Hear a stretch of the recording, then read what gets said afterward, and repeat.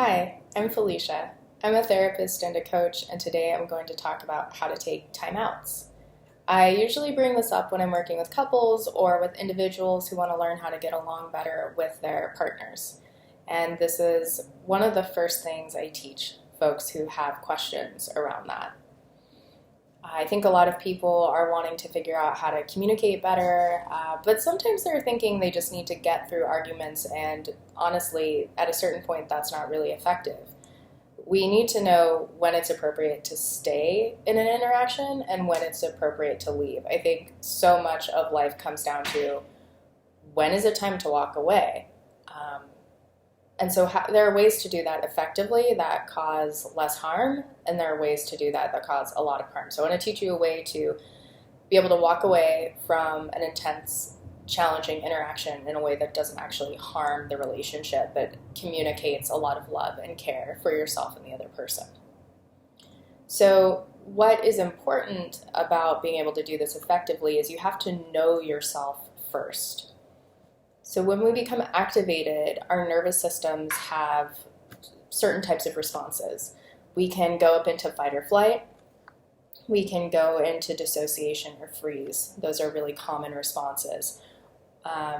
Once we've exited what I and a lot of other folks refer to as our window of tolerance. This is kind of the optimal range of doing this, because you can imagine that lower is lower arousal level, higher is higher arousal level in terms of our energetic arousal in our nervous systems. There's kind of an optimal range where we can connect with ourselves, connect with others, and we generally feel safe. But below this optimal range down here is what's called hypoarousal. That is dissociation or freeze. It's shutting down. And then we have what's above that range, which is called hyperarousal, and that is fight, flight. It's basically being really charged and activated. What I often see in couples is that one person tends towards the upper part and one person tends towards the lower part.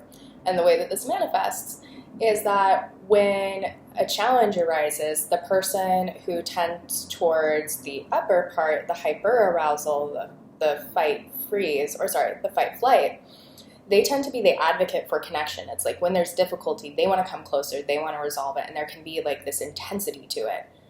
But that's totally overwhelming for the person who tends towards hypoarousal. They tend to shut down and they need space and they want to withdraw. But of course, when they do this, this is like the worst thing that could happen for the person who tends to be up here, because they're like, oh my God, now you're leaving me. So what does this person do? They want to come closer. They're like, no, I want your attention. I want your time right now, which means the person on the bottom is even more staunchly like, oh no, this is too overwhelming. So you can see how in this dynamic, like each person ends up getting pushed further and further into an extreme version of where they tend to go. That is not helpful. You are not going to resolve an argument when you're in that space. So what do? First, you need to get to know yourself better. You need to know, like, what are my tendencies? Where do I tend to go when I'm activated, when I'm not feeling safe? And then how can I begin to notice how my nervous system is operating on a day-to-day? How do I know when I'm in that optimal range? What does that feel like for me? How can I tell if I'm safe? What does feeling safe actually feel like in my body? What does feeling unsafe feel like in my body? And it also doesn't matter if what makes you feel unsafe is technically unsafe or not. Like, what's important is that there's a difference between actually being threatened and perceiving threat. And there's a difference between what is happening objectively and then the story that I make up about it, or my interpretation of reality. So a human being doesn't have to experience actual bodily threat in order to believe and have the experience physically that they are under threat.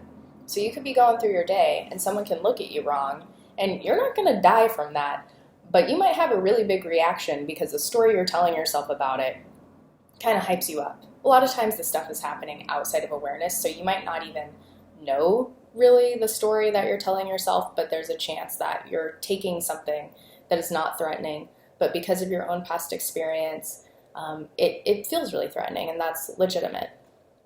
So anyway, we're tracking our nervous systems. That's step one. We need to do that. And then step two is when we're noticing that we're becoming activated, Ideally, before we've exited our window of tolerance, we realize, it is time for me to take a timeout. And here's a bonus. If you think your partner needs a timeout, actually you need a timeout. You should never begin this process by saying you need a timeout. No, if you have the inclination to say that to your partner, then flip it around and say, I need a timeout, because you do. All right, so first we're noticing when we're exiting our window of tolerance and we say, hey, I need to stop, I need a timeout. And then person B stops immediately. The person on the other side has to stop immediately. This is not effective unless the other person stops. Both people full stop. If not, it undermines the entire purpose of a timeout to begin with. So person A, who's calling the timeout, says, I need a timeout. And then they say, I love you. I'm doing this because I'm noticing I'm becoming activated and I'm leaving my window of tolerance. I'm realizing that I can't continue this conversation effectively without taking a break. And I care about you and our connection, and I don't want to cause any harm. So I'm needing to take a timeout.